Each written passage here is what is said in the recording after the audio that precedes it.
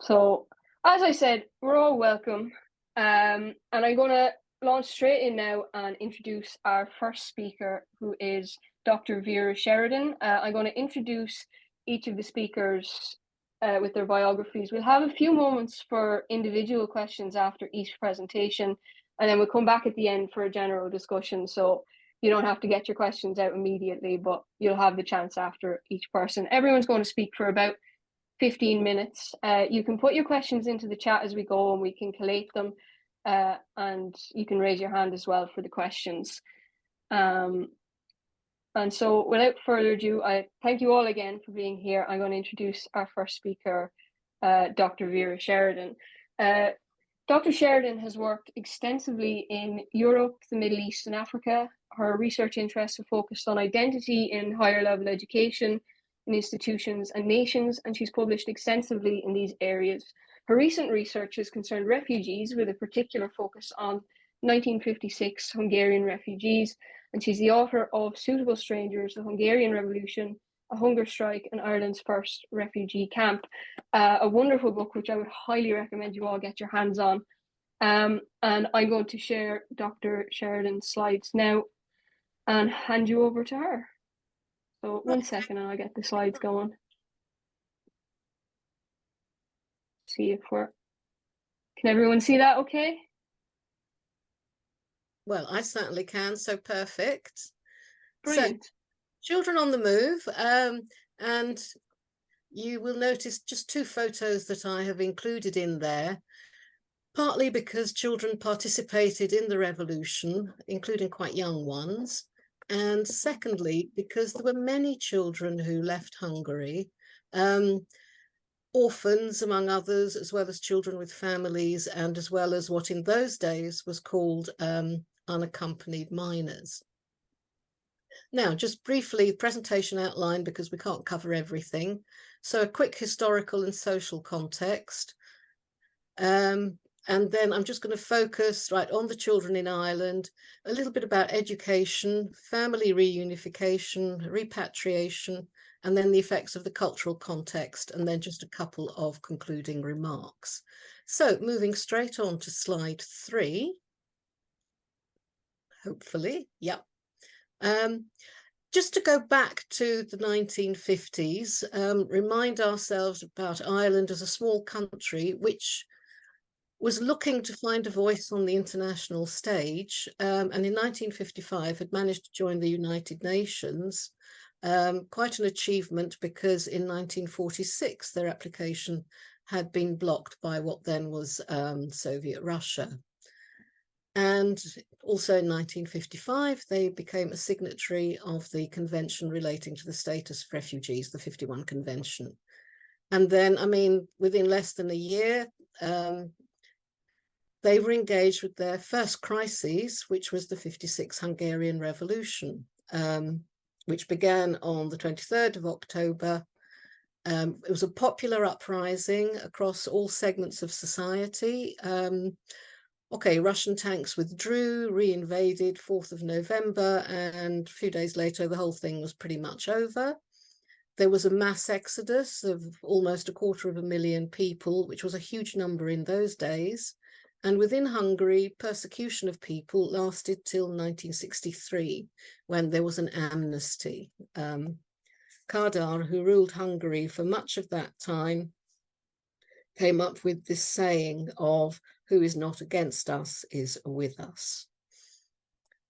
So from slide 4, we will see that 548 Hungarian refugees arrived in Ireland.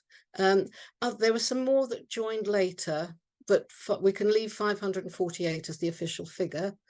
And they were housed in Knockalisheen camp in County Clare, which was rather hastily prepared by the Defence Forces. And we have to remember that the Hungarians, fleeing a revolution, all of this happening very quickly, arrived in a socially conservative country, deeply influenced by the Roman Catholic Church, which I know we know in Ireland, but just in case anyone is listening from outside. And the issue that I want to just concentrate on with regard to that would be social mores regarding women and children, particularly unmarried pregnant women, and the punishment of children in Ireland in relation to reformatories and also industrial schools where punishment really was for poverty. All right. So moving on to slide 5, where we ask the question, well, how many children arrived among that 548? And there were, right, slide 5, approximately 220. But there were these numbers fluctuate because there was comings and goings from the camp. Not everyone stayed in the camp. Some people moved from the camp, some people moved into the camp. So you always get this kind of permanent semi-picture because of all this movement. So, for example, the Irish press in December 57 reported 95 children. A month later, they reported 99. Now, all this coming and going was either to take up employment in Ireland or quietly to disappear to the UK because nothing seemed to be happening. This is from the Hungarian perspective, or else emigration had been organised for elsewhere. Now, most children arrived with family. There were a few separated minors, and then some families arrived having left their children in Hungary. There was one family which had a very young baby that they left behind, for example. Some of these children were then repatriated with family, and 1 or 2 returned voluntarily later. So that's the kind of general picture. And if we go on to slide 6, we will see, I will talk a little bit about education because I think that's always a major issue. Initially, there were classes in the camp at Knockalisheen. They were not very well attended. People were still in a state of shock. They still had to get used to what had happened to them. And I just have to kind of point out this time again, because if you think the revolution was over, let's say by mid-November, people had arrived here by early December. So it was, you know, there wasn't much time to process anything because you were on the move. Now, children were eventually integrated into the school system in September 57. There had been a bit of resistance to this, but it did eventually happen. Where Ballinanty National School opened a classroom with a class of 51, quite extraordinary, with girls up to the age of 18 and then some preschool boys in the class. And they were taught by Sister Immaculata, who comes out as a bit of a shining light in all of this. Okay, very much a woman of her time. She was a nun, but she was also a woman ahead of her time. She taught herself Hungarian, which is no mean feat. She observed the children in the class. She didn't expect them to behave as Irish children, and she noted differences in the way they behaved. And she also made language an important focus. She created a choir, and the children sang songs not only in English, but also Irish and also in Hungarian. And she organised painting classes. So altogether, she was quite a benign influence, and children and also families corresponded with her for many, many years. It's one of the things that I discovered. And now the Hungarians were considered rather difficult. We don't have time to go into that, but there was a hidden side to this. And one child sent Sister Immaculata a letter, and I'll read this, because she says, I got a letter from home. They're very well, but my granny is sick again. I get every night very lonesome about them and cannot stop crying, but no one can see me or hear me in the dark. And of course, this child is not going to tell her parents because she knows they've got their own things going on. But she had Sister Immaculata to talk to, which is why I highlight her contribution to this. Now, if we go on to slide 7, I've talked about something very positive. I also want to talk about something rather negative. And again, we have to remember we're in 1950s Ireland. But we do have to think about the impact of the culture that people go into. You know, very often the it's, well, you know, they come with X culture and they've got to change. But very often we don't look at our own culture, at the positive and negative aspects of it. And the negative aspect here, of course, is the punishment of children in 50s Ireland, where we had two boys, both of them aged 15, one Mihai and the other Dula, who were sentenced to 2 years in St. Conleth's Reformatory in Dangan. They were charged with theft from the Red Cross store at the camp, and it was alleged that they stole 2 blankets, a sheet and 2 towels, which I think could very easily be a misunderstanding. In the court case, there was no Hungarian adult present, no translator present, so the 2 boys would not have known what was going on. Now, Dangan was a terrible place to be sent to. You know, we had the 1999 Commission, you know, which investigated child sex abuse, and it certainly documents psychological, physical and sexual abuse in St. Conleth's. Now, I was not allowed to access the files of these 2 boys. I did an FOI, but that was disregarded, but I did find out information in another way. But that's an issue for us as researchers here in Ireland about what we can and cannot have access to in relation to this whole area.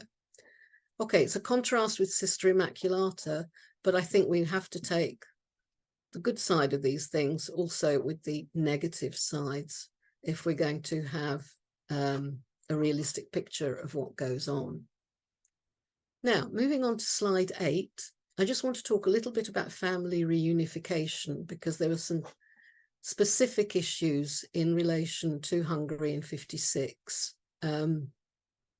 First of all, we have to remember there was no UN in Ireland, no UN presence in Iron Curtain countries, so like no UNHCR office as here, for instance.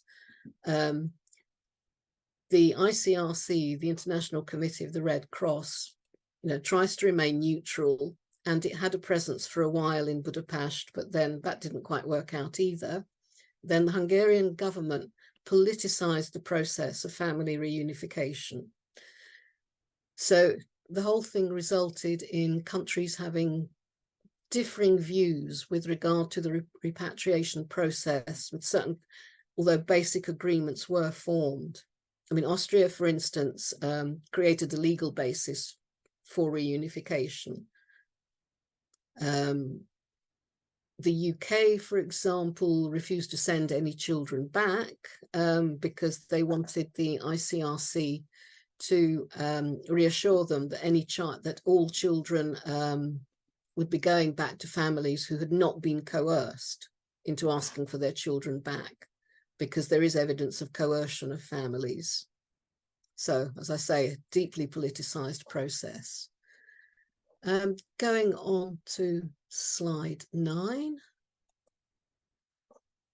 Then there was the human factor, as well as this messy international political factor, where you had children who became pawns in family breakups. And there are instances of this with regard to children in Ireland. I'll just highlight one.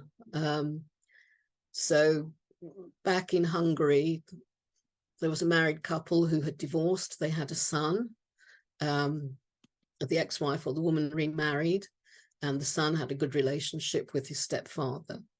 However, this child followed his father over the Iron Curtain once he learned that his father had fled. The mother had sent a letter. This would have come through the Red Cross, and she accused the father of being an unfit parent. Oh, I've got a couple of typos here, but never mind. Mr. Murphy, the Irish Red Cross representative at Knockalisheen camp, rejected this allegation. He knew the father and son, and in fact, the child was not returned. But we can see how tricky and difficult and nasty some of these things can become. And there are other instances like that. So, cutting this now short, if we come to concluding remarks, what can we say from this brief look? Well, firstly, a receiving culture is as important to consider as culture children arrive with, and there are reverberations of that to the present day. And this issue of unwed mothers being separated from their children, that also occurred in the Hungarian case. And there's one particular lady I document in the book who didn't realize that she was Hungarian origin, I beg your pardon, until she was in her 50s, which was not that long ago. Okay, and the other issue, I think, from a more broader perspective, very often there can be little regard for children when we have discussions of refugee flows or influxes of refugees. You know, at this macro level, children tend to disappear. And that is despite the fact that you have to consider a child's future and their well-being, and the fact it's dependent on all the factors and decisions that are made on their behalf. And I think I'm going to stop there. Brilliant. Thank you so much. What a fascinating talk.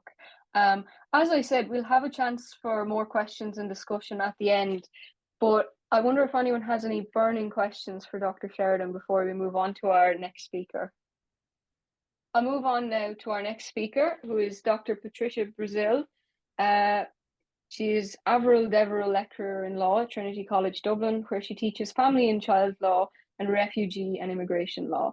She's also a practicing barrister with 20 years of experience specialising in migration and child law, including representing migrant children and their families.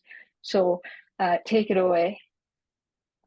Lorraine, thank you for that fascinating first presentation on the refugees in Knockalisheen. I have a passion. I'm familiar with some of their stories. Excuse me, from the legal side of things. I'm going to try to go PowerPoint presentation, but my screen has frozen. Now that should work. Yeah. So I work in the law school, and I'm also a practicing barrister.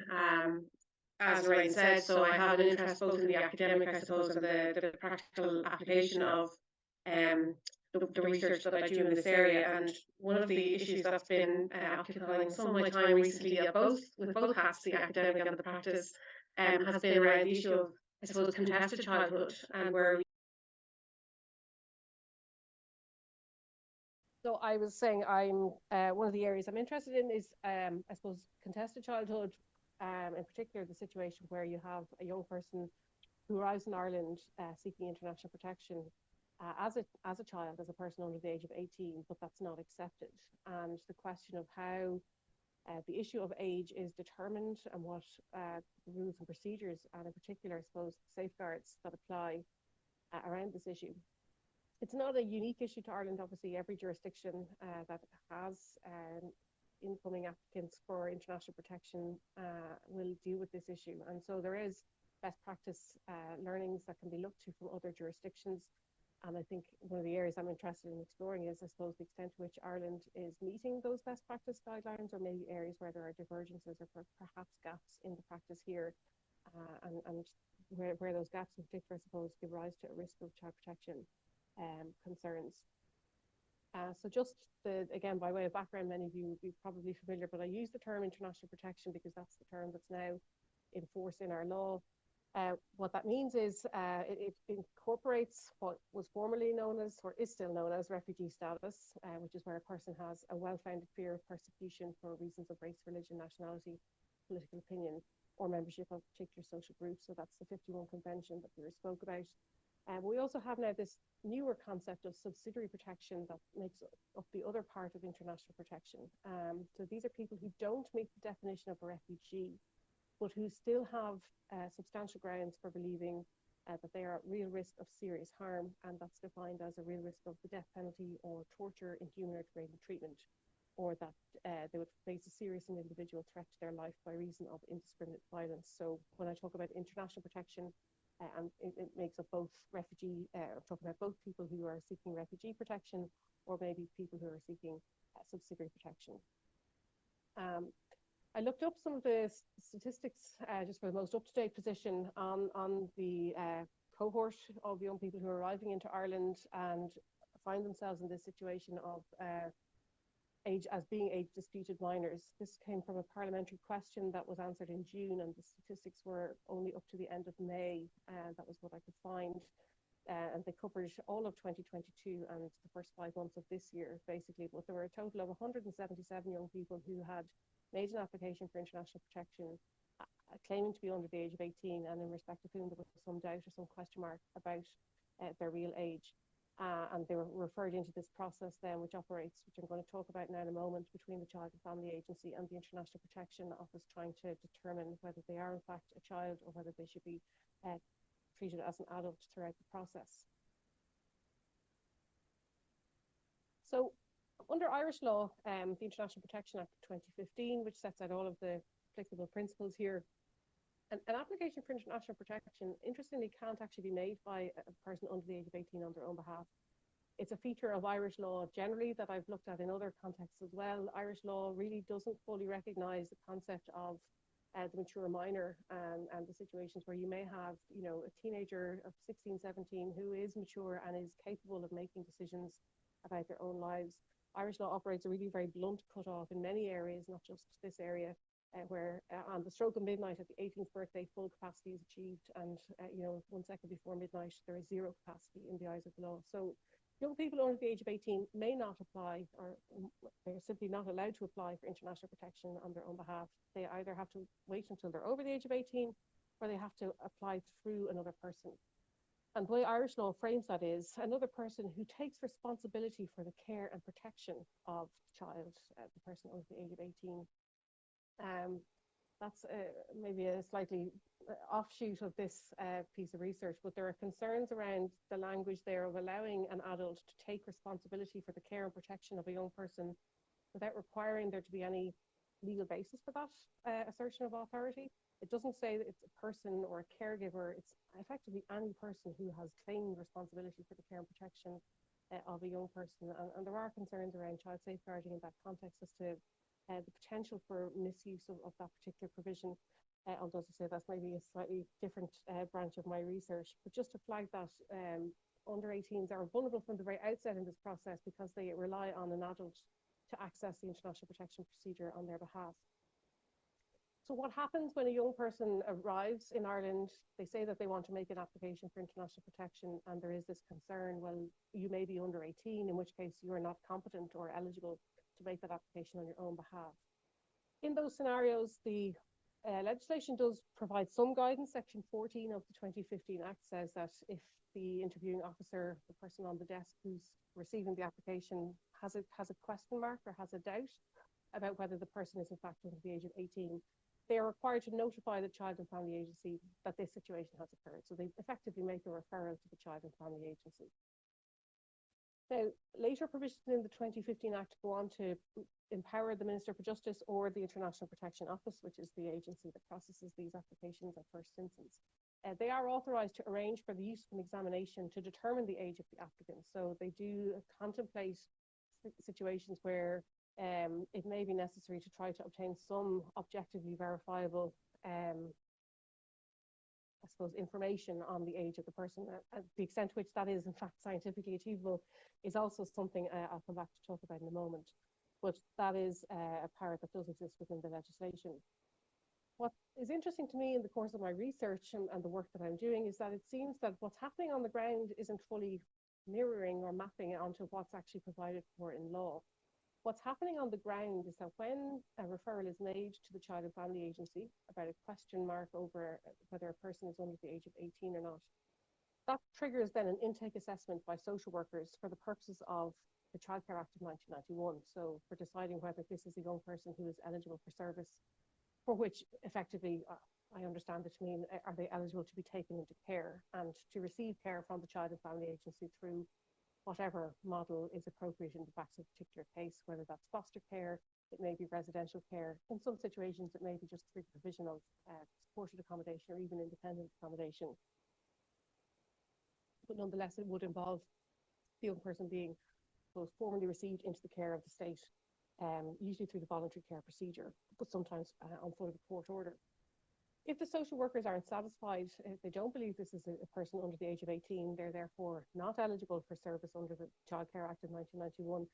They then refer the young person back to the International Protection Office with their conclusion, at which point that the young person is then deemed to be an adult and assigned to accommodation in the direct provision system. And obviously that's a system that's been much in the news at the moment. It's a system that has been in crisis of various kinds, I think, down through the years, but at the moment there's a very severe pressure for places.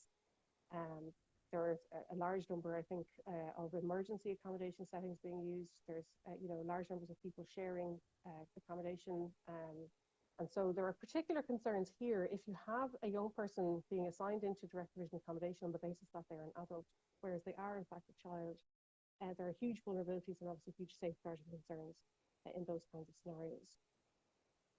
So what do the international best practice guidelines tell us about the age assessment process and how to reach a decision that meets all of the concerns? There are legitimate policy concerns, obviously, around not identifying somebody as a child when they are in fact an adult, because if you take somebody into care and they are in fact an adult, that may involve placing them alongside other children, and that clearly gives rise to a safeguarding concern as well. So it's certainly not an easy task.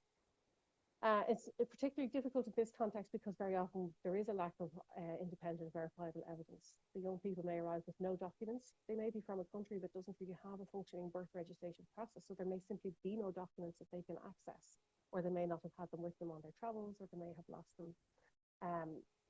So where a young person does present and have to be subjected to this age assessment process because of a question mark about their age, Separated Children in Europe is an organisation, a kind of a conglomeration of various interested parties that have come together to produce these guidelines on age assessment for children in migration from a human rights-based approach.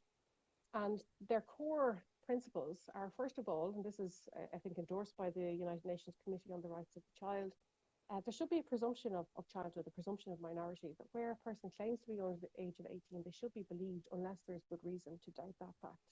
But that is the starting point.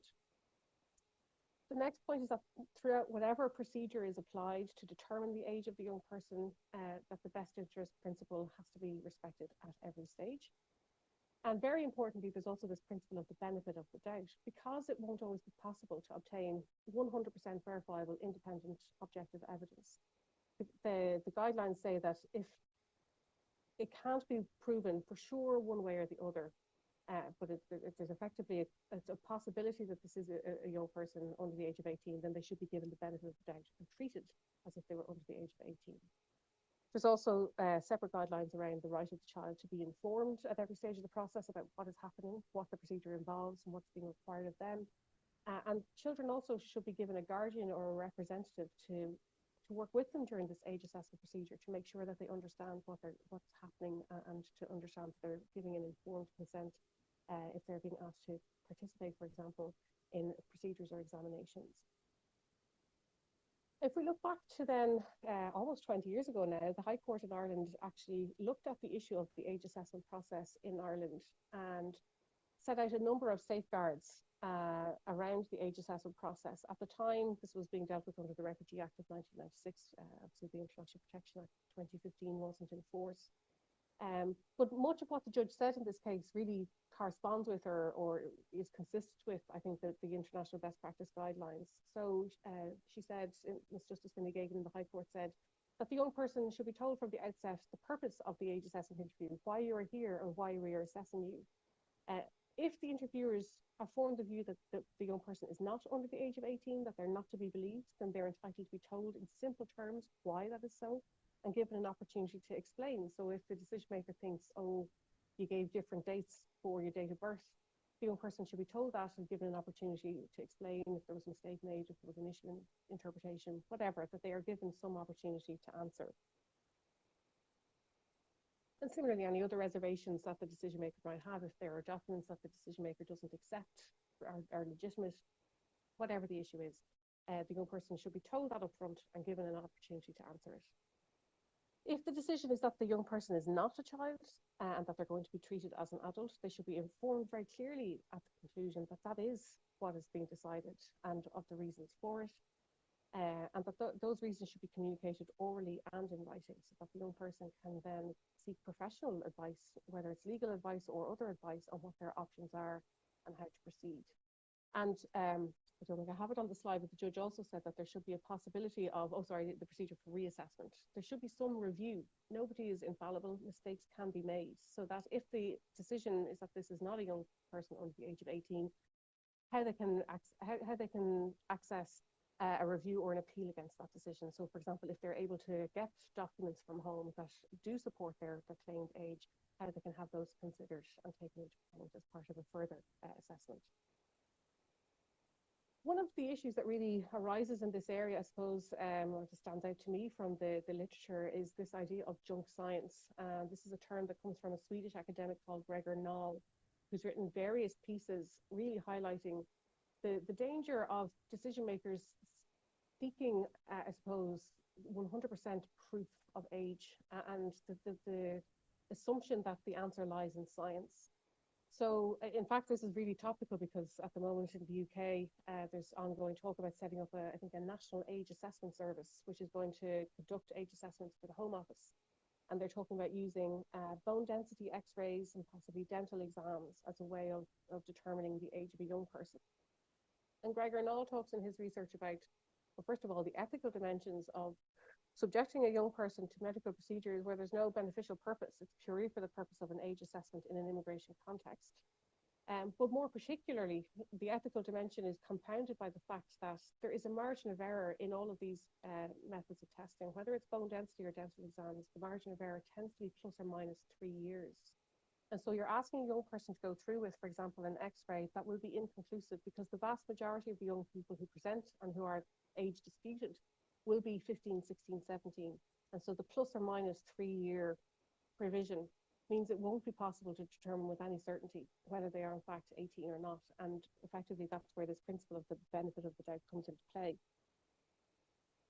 But decision makers and policymakers in particular are still, I think, very much rooted in this idea that the answer lies out there in the science, and are very keen to try to secure scientific input in these areas. Although I have to say, I've seen some examples of bone density x-rays in Ireland. It's not routine as far as I can determine as yet, but there have been some examples of it that I certainly am aware of. This just came across my desk today, which I thought was very topical. I don't know if anyone has seen it. I mean, it demonstrates, I suppose, the dangers of decision makers taking, and well, there has to be called, I think, an ill-informed approach to the issue of age assessment. This was a judgment of the UK Upper Tribunal in Immigration Matters. It was a young person called G. Orr, who had been assessed as an adult by London Borough of Croydon, which had the statutory responsibility. And one of the reasons that the social workers had decided that this young person was over the age of 18 was based on a report from Gillette about what age young men start shaving at. And this young man had given an account that was said to conflict with the Gillette advertorial material. And the judge, for very obvious reasons, placed very little weight on that type of material. He also goes on to refer critically to the fact that the decision makers also referred to, our articles online from Forbes.com about business practices that really had very little to do with the core question. So the issue of training of decision makers in knowing what is relevant and what is not, what material they can rely on or should rely on and what they shouldn't, despite the fact that we have all of these international best practice guidelines. I mean, I haven't seen Gillette studies relied on in the Irish context just yet, but nonetheless, I have seen some decision making that is based on physical assumptions, literally that this person doesn't look like a child, and all of the international best practice guidelines really caution against that kind of decision making in this area, that it's simply unreliable and that it's just not safe to make decisions based on those kinds of assumptions. So specifically in the Irish context, what I found is that there's a lack of clarity about who's ultimately responsible for conducting the age assessment for separated children seeking international protection, because when the IPO makes the referral to the Child and Family Agency, the Child and Family Agency says it's only conducting an assessment for the purposes of the 1991 Act, whether it should take this young person into care. The IPO is relying on that assessment for the purposes of the international protection process, the Child and Family Agency is specifically saying it is not carrying out an assessment for the purposes of the international protection process. So there seems to be something of a breakdown or a gap in the procedures that are operating between these two agencies. We don't have provision for a responsible adult or representative to be appointed to the young person while they're navigating this age assessment process. And there are also issues around a lot of the procedural safeguards that the High Court addressed as long ago as 2005 in the AM case. I've seen cases where children or young people were told that they were being deemed as an adult with no written reasons being given at the time. Sometimes it may take months of requests to get written reasons for why that is the case. There is a review process that has at various times been extremely slow to non-functional, depending on the point in time at which the person is trying to access it. As I say, while it's rare enough, I have seen examples of medical reports, or what Gregor Knoll calls junk science. And what concerned me in the one particular case I saw, this bone density X-ray, was that there was no reference to the margin of error. It was plus or minus 3 year period. It was quite a definitive conclusion that was reached that seems to me not to be consistent with what the literature is telling us about those kinds of reports and the certainty that they can bring. There is a concern about whether the social workers conducting the age assessment are sufficiently expert or trained, particularly because if a young person presents documents from their home country, such as a national identity card or a passport, that's not the type of thing social workers are going to be competent to determine is this a valid document or not. That's the kind of thing exactly that the International Protection Office does, but they're saying they're not responsible, so they're not looking at these issues. And generally speaking, I would say that in many cases where there's been a negative assessment, there's a failure to give the benefit of the doubt, that we're not seeing that being applied on the ground. So the position at the moment, as I see it, is that there are significant gaps in the age assessment process as it's currently operating in Ireland. And there certainly are areas where we are not compliant with the international and European best practice guidelines. And as I say, while I fully accept the dangers and the risks involved in wrongly assessing an adult as a child, the converse is also true. And there have been cases where a young person has been assessed as an adult, sent into direct provision accommodation, only for an appeal decision maybe months later to reverse and say you are a child, you always were a child, which means you've had a child in a direct provision setting on their own, potentially for months at a time. And that also gives rise to some very serious safeguarding concerns. So that's everything for me. I'm sorry, I think I might have run over time. I'm very happy to take any questions people have now, or I hope to dial back in for the Q&A at the end, depending on whether my 18-month-old goes down for me or not. So I'll leave it there for now.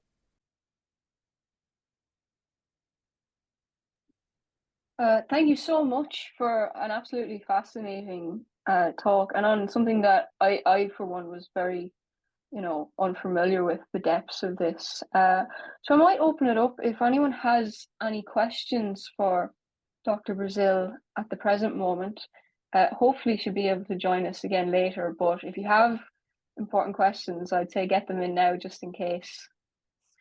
So our next speaker is Dr. Shirley Martin, who's been a lecturer at the School of Applied Social Studies at University College Cork since 2004, and is currently the Deputy Director of the BA Early Years and Childhood Studies. Prior to working in UCC, she worked as a school completion coordinator with the Collinstown School Completion Programme in Clondalkin in Dublin.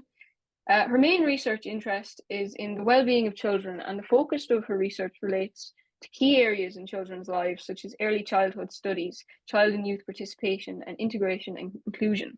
She's the Irish primary investigator for a 5-year Horizon 2020 project, Immerse, Integration Mapping of Refugee and Migrant Children in Schools in Europe, which commenced in December 2018. And I'll pass it over to Shirley, Dr. Martin, to talk about this very fascinating project. I'm looking forward to hearing more about. Great, Lorraine, thanks. I just jumped in and shared the screen there. Can everyone hear me? I can hear you okay, I think. Yeah. Oh yeah, perfect. Yeah, I can't see anybody. Yeah, perfect. So kind of changing tact a little bit, I'm going to talk about a research project I'm involved in, which is a European research project, and I'll just focus on a particular aspect of the project, which is children's relationships and schools and the kind of importance of those relationships. So I suppose I'm interested in relationships and belonging and how they support the inclusion of migrant children and refugee children in schools. And just, I suppose, some context within a worldwide context. In 2022, we had 43.3 million children forcibly displaced. And on average, about 385,000 children every year are born as refugees. So we are really in a time of, you know, great movement, great mobility, mass migration, and we're kind of, I suppose, unpacking how that might impact large structures such as education within society. So schools in particular are very important sites of structural integration for migrant children and their families.